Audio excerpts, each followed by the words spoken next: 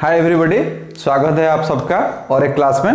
तो हम क्या किए थे लास्ट क्लास में 1 से लेकर 15 तक के प्रैक्टिस सेट का प्रॉब्लम सॉल्व किए थे। आज 16 से शुरू करेंगे 30 तक, ठीक है। तो चलिए और टाइम पास नहीं करेंगे, शुरू करेंगे। Question number 16, the value of √7 lies between.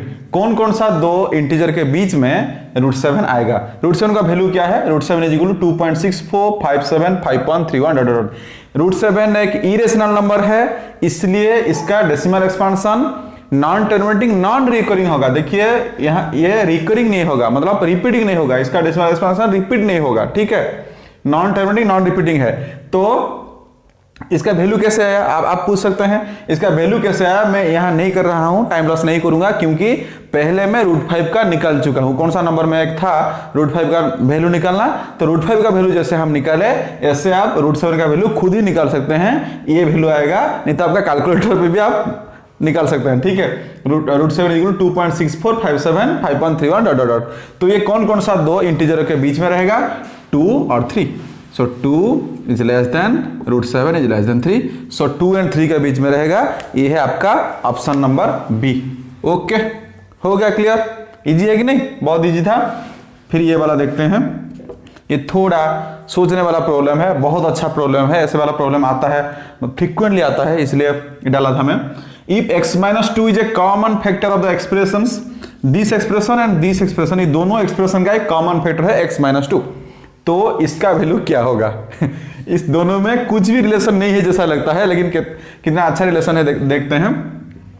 कभी कभी ऐसा ही लगता है ना, हमारी रियल लाइफ में भी कोई रिलेशन नहीं है लेकिन बहुत ज्यादा रिलेशन होता है। यहाँ भी ऐसे ही है, लगता है कुछ रिलेशन नहीं है लेकिन बहुत बहुत ज्यादा रिलेशन है। देखिए कैसे, अगर x-2 एक फैक्टर है तो x एक 0 होगा, ये पोलिनोमियल का भी और ये पोलिनोमियल का भी।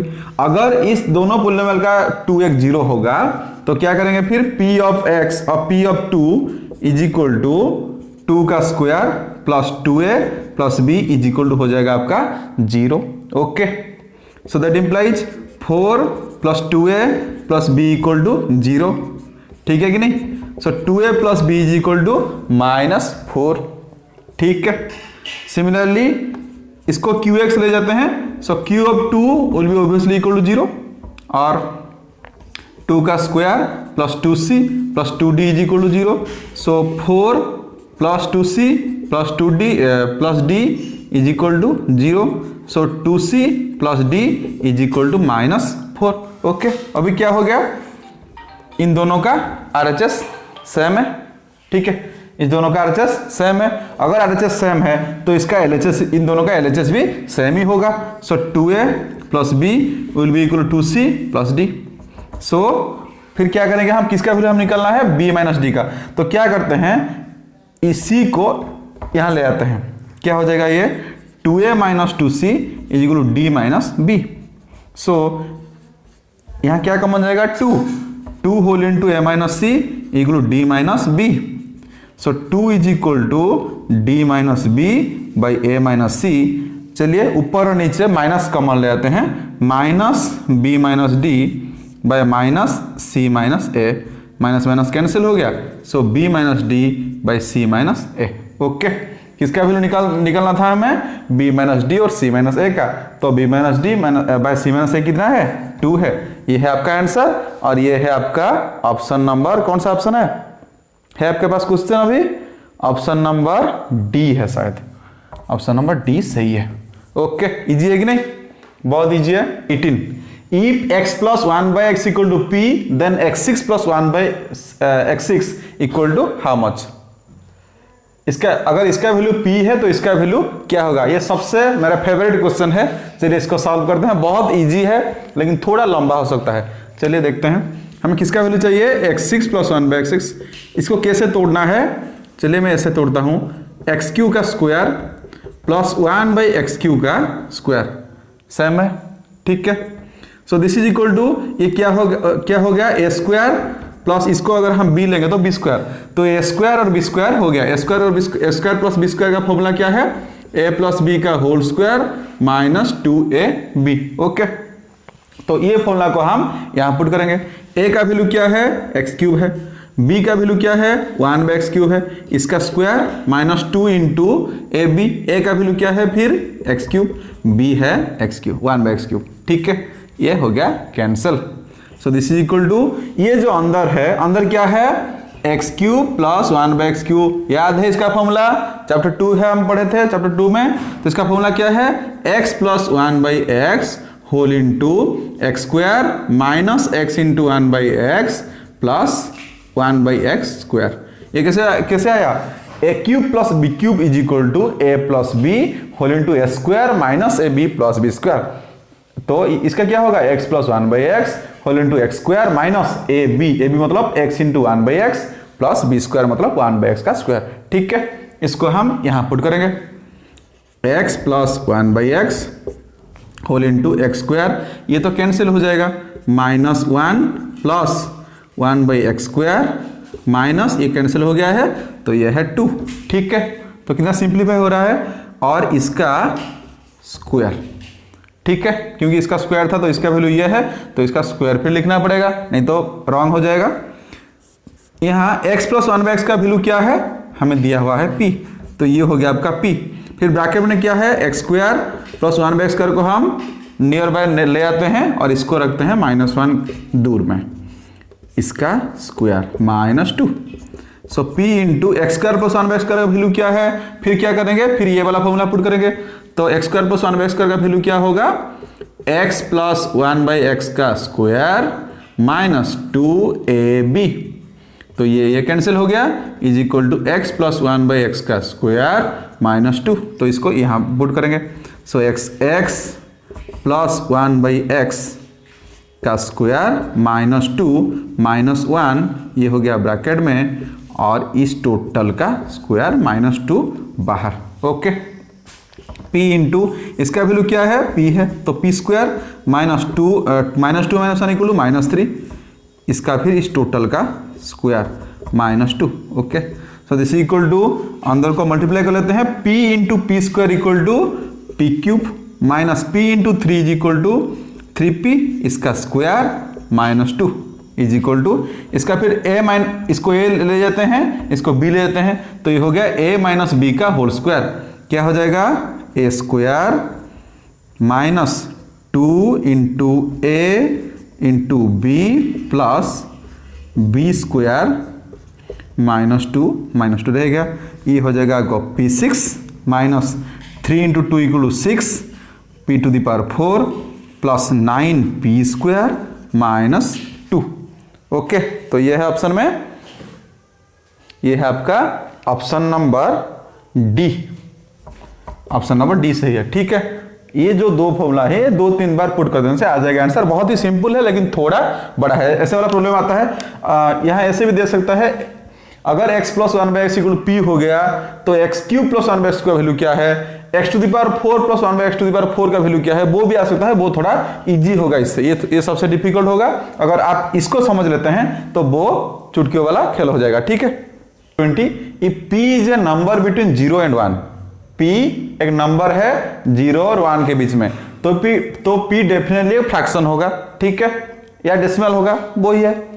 Which one of the following is true, इसमें से क्या ट्रू होगा। ऐसे वाला क्वेश्चन जो आते हैं, कुछ टाइपिकल क्वेश्चंस होते हैं, ये क्वेश्चन को सॉल्व करने के लिए हमें इसका ऑप्शन का जरूरत पड़ता है, क्योंकि हम यहां से यहां तक नहीं आ पाएंगे। ठीक है, तो हम ऑप्शन से आंसर तक पहुंचेंगे।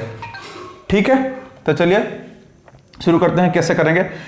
ऐसे वाला क्वेश्चन का सबसे इजी वाला तरीका जो है वो क्या है ना, 0 और 1 के बीच में कोई नंबर हमें लाना है, तो क्या करेंगे, 0 और 1 बीच में कोई नंबर हम ले जाते हैं, फिर इस सबका टेस्ट कर देंगे, तो इजी में हमारा आंसर निकल जाएगा। ठीक है, कौन सा नंबर चूज करेंगे, ये भी एक ट्रिक है। क्यों ट्रिक है, देखिए हमें क्या क्या निकलना है। यहाँ √p निकलना है और p स्क्वायर निकलना है, p³ भी निकलना है। ठीक है, तो क्या करेंगे, एक परफेक्ट स्क्वायर हम ले जाते हैं। सपोज मैं ले जाता हूं एक परफेक्ट स्क्वायर 0.04। ओके, ठीक है, ये एक परफेक्ट स्क्वायर है, इसलिए मैं इसको ले लिया। ओके, तो चलिए टेस्ट करते हैं। पहले सपोज वो जो नंबर है p, इसको ले जाते हैं हम 0.04, तो टेस्ट करेंगे, क्योंकि सब नंबर के लिए वैलिड होगा। अगर एक ही नंबर के लिए वैलिड नहीं होगा, हम प्रूव कर लिए, तो वो ऑप्शन गया। ओके, तो ए क्या है, रूट पी से ज्यादा होगा, तो रूट पी का वैल्यू क्या होगा 0.04 का स्क्वायर रूट, ये हो गया आपका 0.2। ठीक है, तो क्या दिया था, ये क्या होना चाहिए 0.04 इज ग्रेटर देन 0.2 होना चाहिए। ये सही है क्या, ये सही नहीं है, तो ऑप्शन ए कैंसिल हो गया। हम चलते हैं अभी ऑप्शन नंबर बी के तरफ। बी क्या दिया है ऑप्शन 1/p² क्या होगा, तो p² क्या होगा अभी 0.0000016 होगा p²। 1/p² क्या होगा 1/0.0016 is equal to 1/16 into 100। Okay, क्योंकि 10⁻² ऊपर जाएगा तो 10⁻² हो जाएगा 16। So 100/16 is equal to 25/4 6 something approximately 6। ठीक है, और रूट पी क्या है, रूट पी का वैल्यू है हम निकाले थे 0.2। सो 6 इज ग्रेटर देन 0.2, ये हो गया आपका सही ऑप्शन। ओके, ये भी नहीं होगा, p ग्रेटर नहीं होगा, क्योंकि ये अगर 1 से छोटा है तो 1/p 1 से बड़ा हो जाएगा, तो ये ऑप्शन भी कैंसिल हो गया, और ये भी ऐसे कैंसिल हो जाएगा। ऑप्शन नंबर 2 है आपका सही आंसर। ठीक है, ऐसे वाला टाइपिकल क्वेश्चन जो होते हैं हम क्या करेंगे, ये इसको बोलते हैं कंट्राडिक्शन मेथड। ठीक है, कोई एक, क्योंकि ये सब p का हर वैल्यू 0 के 1 के बीच में हर वैल्यू के लिए वैलिड होगा, तो हम एक वैल्यू ले जाएंगे और वो वैल्यू को लेके हम टेस्ट कर देंगे। अगर उस नंबर के लिए जो ऑप्शन वैलिड नहीं होगा वो हो गया आपका रॉन्ग, और जो वैलिड होगा वो होगा आपका सही। ठीक है, ओके, तो चलिए फिर चलते हैं। तो ऑप्शन नंबर बी है इसका सही answer. Question number 21, for what value of k the expression 3x³ minus kx² plus 4x plus 16 is divisible by x minus k/2। ये जो एक्सप्रेशन है इसको एक पोलिनोमियल ले जाते हैं हम। Suppose p of x is equal to 3x² minus kx² 3x³ sorry plus minus kx² plus kx plus 16।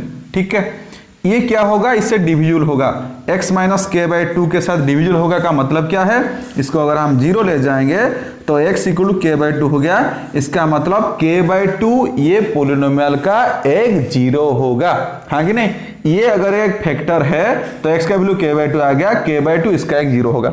0 होगा का मतलब क्या है, अगर x के जगह पर हम k/2 पुट करेंगे ये इसको सेटिस्फाई करेगा। इसका मतलब P ऑफ, इसका मतलब है P ऑफ k/2 अगर हम लेंगे तो ये 0 होगा, हाँ कि नहीं। इसको तो बोलते हैं ना हम, क्या बोलते हैं, 0 बोलते हैं। 0 का मतलब क्या है, इस वैल्यू को अगर हम x के जगह पर पुट करेंगे तो इसका वैल्यू 0 आएगा। इसको ही हम बोलते हैं, क्या बोलते हैं, 0 बोलते हैं। ठीक है, इसको तो अगर P ऑफ k/2 इक्वल 0 होगा तो k/2 को हम ये पोलिनोमियल का 0 बोलेंगे। अगर 0 है तो इसको सेटिस्फाई करेगा, इसका मतलब इसका वैल्यू 0 होगा। तो पुट करते हैं 3 इंटू k/2 का cube minus k into k/2 का स्क्वायर। x के जगह पर ही आपको k/2 पुट करना है और किसी को भी आपको छूना भी नहीं है, इसको ऐसे छोड़ देना है। ठीक है, तो चलिए इसको थोड़ा सॉल्व कर लेते हैं। वेरी सिंपल सॉल्यूशन है ये। 3 इंटू k³/8 minus k into k²/4 plus ये 2 हो गया cancel. So 2k plus 16 equal to 0। Simple है कि नहीं, ये तो हलवा जैसा लगता होगा आपको। So 3k³/8 minus k³/4 plus 2k plus 16 is equal to 0। इसको हम क्या करेंगे, फिर एलसीएम ले जाएंगे। क्या जाएगा एलसीएम का 8, तो 3k³ माइनस ये k है माइनस 2k³ प्लस ये 8 into 2 equal to 16k plus 16 into 8 equal to 128। आपको आता होगा मल्टीप्लिकेशन टेबल, हाँ कि नहीं। तो फिर क्या हो जाएगा, सो दैट इम्प्लाइज 8 तो इस तरफ मल्टीप्लाई हो गए, 8 इंटू 0 इक्वल 0 हो जाएगा, तो 8 को भूल जाओ। फिर ऊपर क्या है 3k² minus 2k³ is equal to 1k³ और ये हो जाएगा आपका plus 16k plus 128 equal to 0। इसको आप फैक्टरेशन करके भी k का वैल्यू निकाल सकते हैं, लेकिन हम ऐसे नहीं करेंगे क्योंकि ये शॉर्ट क्वेश्चन है। इसलिए हम क्या करेंगे, जो आपको 4 ऑप्शंस दिए हुए हैं, क्या दिए हुए हैं, a का वैल्यू 4 होगा या -4 होगा या c में था 2, d में था 0। ये 4 ऑप्शंस में से कौन सा इसको सेटिस्फाई करता है, k का वैल्यू कौन होने से ये 0 होता है, हम इसको ट्राई कर लेंगे। जो होगा वो होगा आपका आंसर, हाँ कि नहीं।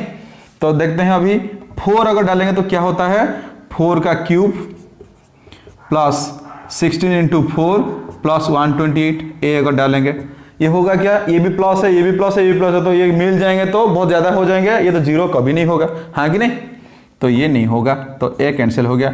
फिर बी क्या है, -4 का क्यूब प्लस 16 इंटू -4 प्लस 128, इसको देखिए ये माइनस में आएगा, ये भी माइनस में आएगा, ये प्लस में है, तो ये इसमें कुछ निकल सकता है, तो चलिए ढूंढते हैं क्या निकलता है। -4 का क्यूब -64, हाँ कि नहीं, माइनस का क्यूब क्या होगा, माइनस होगा, -16 इंटू 4 इक्वल टू -64 प्लस 28, ढूंढते ढूंढते निकल गया, ये हो जाएगा आपका 0, तो ये हो जाएगा आपका आंसर। आप पुट करके देख लो, ऑप्शन सी और ऑप्शन डी 2 और 0, ये 0 नहीं होगा, ये इसको सेटिस्फाई नहीं करेगा, मतलब के का वैल्यू 2 और 0 नहीं होगा। अगर होगा तो मुझे कमेंट सेक्शन में जरूर बताएगा, मैं आपको 100 रुपया दूंगा इनाम के तरफ, ठीक है, ओके। तो क्या हो जाएगा इसका आंसर, बी हो जाएगा, ओके। आ गया 22, consider the following statements, 2 statements दिए हुए हैं। Statement number 1, a to the power n plus b to the power n is divisible by a plus b if n is equal to 2k plus 1 where k is a positive integer। इस statement को analyse करते हैं, ये true है या false से देखते हैं। a to the power n is divisible by a plus b if n equal to 2k plus 1, इसको थोड़ा अच्छे से आप एनालाइज कीजिए। 2k plus 1 का मतलब क्या है, इसका मतलब है n का वैल्यू ऑड है, किसी भी नंबर को आप 2k प्लस, किसी भी ऑड इंटीजर को आप 2k plus 1 की फॉर्म में लिख सकते हैं, ठीक है। यहाँ 2k दिया है का मतलब क्या है, इवन है, इसको याद रख लो, क्लास 10th में हम अच्छे से करेंगे, प्रूव करेंगे कि किसी भी ऑड इंटीजर को आप 2k plus 1 फॉर्म में लिख सकते हैं और किसी भी इवन इंटीजर को आप 2k फॉर्म में लिख सकते हैं, तो ये हो गया आपका ऑड और ये हो गया आपका इवन, ठीक है।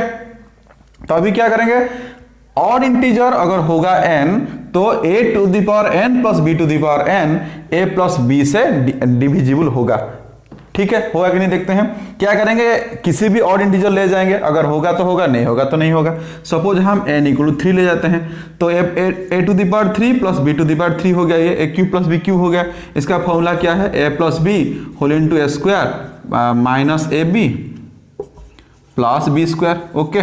तो ये क्या हो गया, a प्लस b के साथ डिविजिबल होगा कि नहीं, ऑटोमेटिकली डिविजिबल हो जाएगा, तो ये स्टेटमेंट सही है। सेकेंड फिर देखते हैं, n इक्वल टू k, इसका मतलब n इवन है तो 2 ले जाते हैं, वेरी सिंपल, ठीक है। तो a to the power n minus B to the power क्या होगा, a square minus B square, इसका मतलब a minus B whole into, इसको आप प्रूव भी कर सकते हैं, लेकिन यह है सबसे मतलब क्या जल्दी होने वाला मेथड, तो इसलिए मल्टीपल चॉइस क्वेश्चन है, इसलिए मैं इस मेथड से आपको समझा रहा हूँ, ओके। ये सिंपल मेथड है, एक फैक्टर आया कि नहीं, a माइनस बी आ गया, a माइनस बी, इसलिए यह डिविजिबल होगा।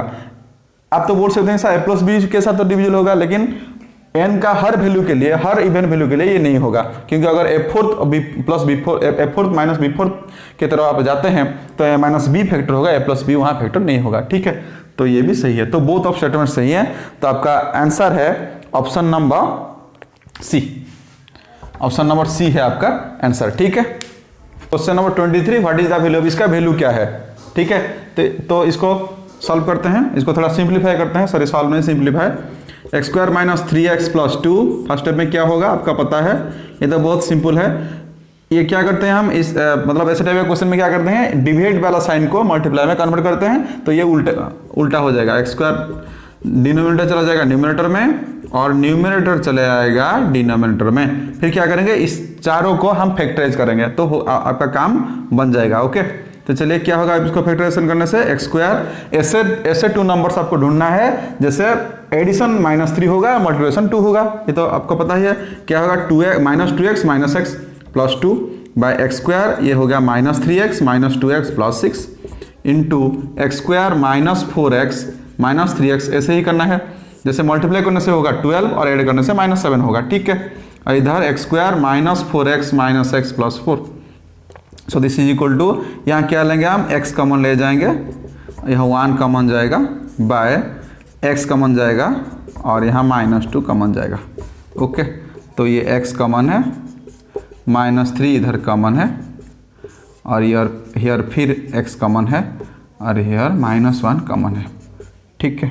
सो this is equal to, x -2 को ले जाते हैं हम कॉमन, x -1 बाई x -3 को ले जाते हैं कॉमन, x -2 इंटू ये हो जाएगा x -4 common, x -3 by x minus 4 common x minus 1। अभी क्या क्या कट होगा देख लेते हैं।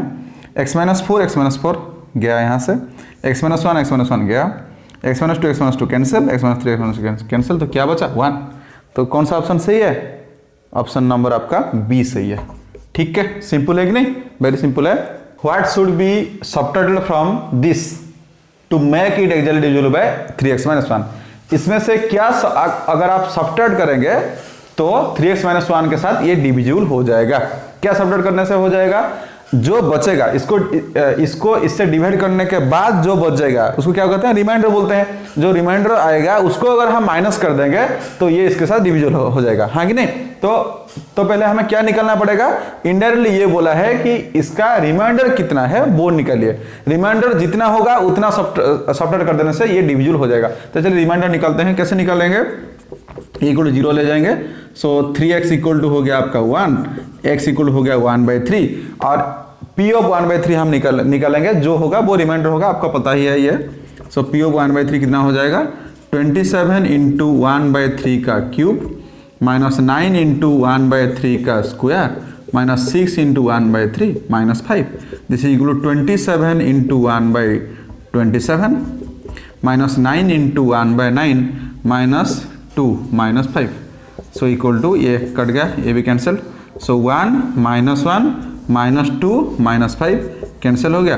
तो आंसर आ गया आपका -7। अगर आप -7 सबट्रैक्ट करेंगे तो आंसर आएगा, ये डिविजिबल हो जाएगा। तो आपका सेकेंड ऑप्शन जो है बी ऑप्शन सही है। ठीक है, तो चलिए आगे बढ़ते हैं फिर।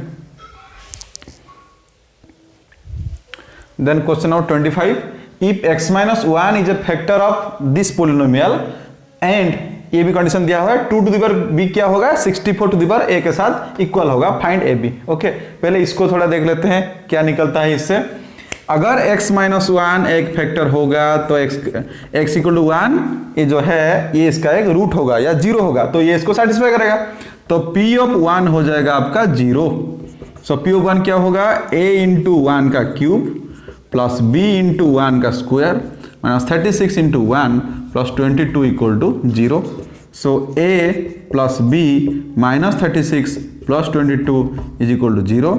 सो a plus b minus 14 equal to 0। So a plus b is equal to 14। ये हो गया आपका इक्वेशन नंबर 1। फिर क्या करेंगे? थोड़ा देख लेते हैं। ये भी कंडीशन दिया हुआ है तो इससे क्या निकलता है थोड़ा हम इसके साथ भी निपट लेते हैं। ये हो गया आपका 64 to the power a। So 2 to the power b equal ये क्या है? 64 मतलब क्या है? 2 to the power 6 a। So 2 to the power b is equal to 2 to the power 6a। इसका मतलब b इज इक्वल टू हो गया आपका 6a। ये b इक्वल टू 6a को हम यहाँ पुट करेंगे। So a plus 6a equal to 14। So that implies 7a equal to 14। So a equal to हो गया आपका 14/7 इज इक्वल टू 2। a आ गया 7, a आ गया 2, तो b का वैल्यू क्या होगा? So b is equal to 6 into 2 is equal to 12। So a is equal to 2 और b इक्वल टू 12।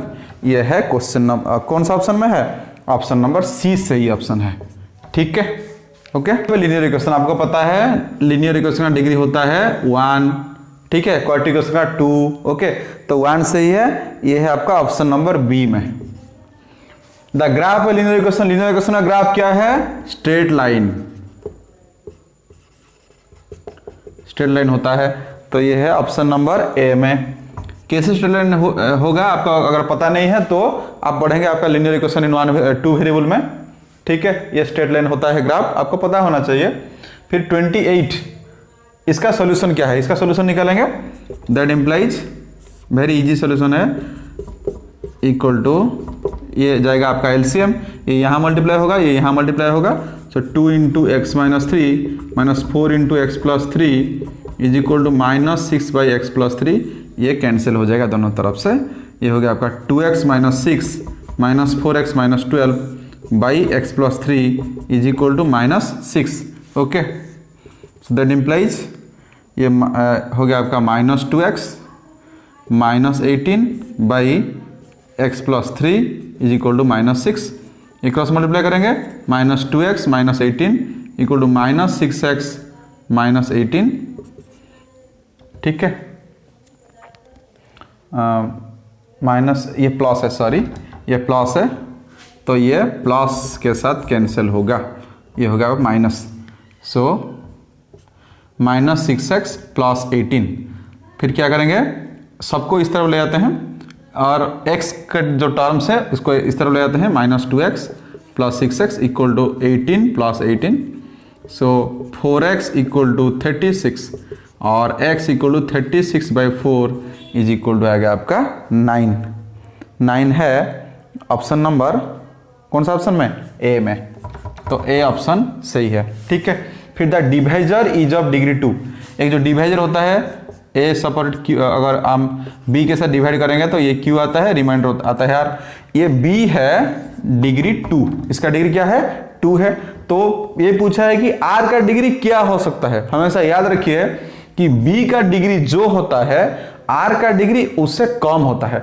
अगर ये 2 है तो ये 1 हो सकता है या 0 हो सकता है, ठीक है। तो कौन सा ऑप्शन सही होगा, आपका ऑप्शन नंबर सी सही होगा, लेस देन 2, ठीक है।